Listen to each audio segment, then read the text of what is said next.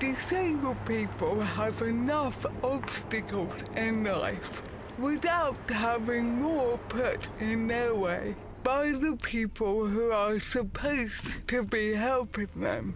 Benefits assessments and the private companies who are making them were already controversial, and that's before COVID came along.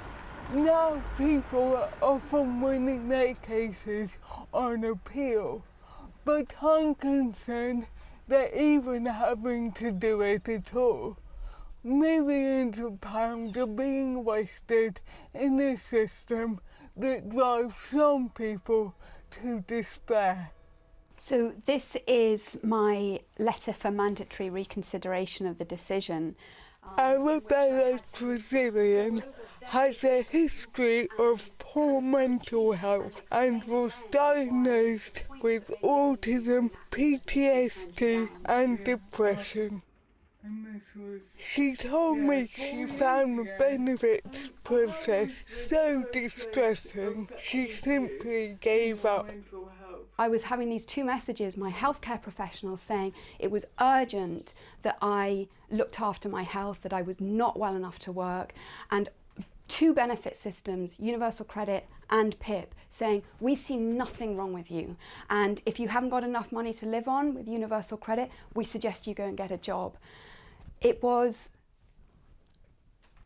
an astonishing system.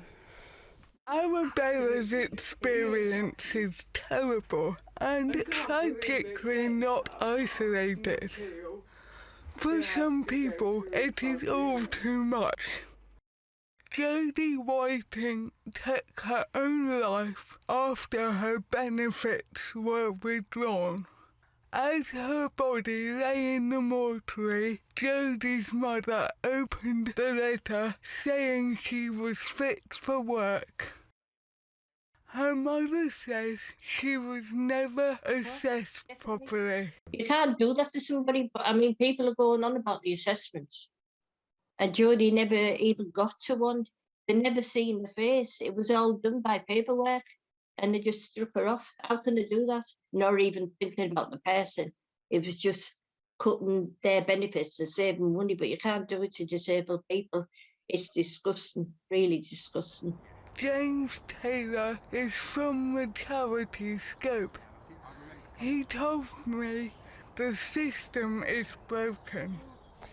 What we've seen is that around 12,000 wrong decisions are being made every month. That's about one every working minute, which just demonstrates the huge fight that disabled people are having to go through at the moment to try and access financial support. As far as Arabella is concerned, the system is simply unfair. It's almost as if it's set up to trick you into proving that you're just trying to get money that you're not entitled to, which is really, really shocking if, when you first come into it, you have no idea that that's how it's set up. It is a desperate situation with many people living in poverty. The more I hear, the more it seems as if the system is stacked against disabled people. Millions are spent on a bureaucratic appeals process, which then finds in favour of the claimant. What a waste. Well, the thoughts of Sophie Christiensen there. Well, in response to that, the Department for Work and Pensions told us, we support millions of people every year and our priority is they get the benefits to which they're entitled as soon as possible. All assessments are carried out by healthcare professionals trained to consider the impact of someone's health condition or disability. For the majority of PIP claims, we get decisions right and they do not need to go to tribunal. And don't forget, if you or anyone you know is affected by the issues in Sophie's report, the charity Scope can help. Their website is easy to remember. It's scope.org.uk.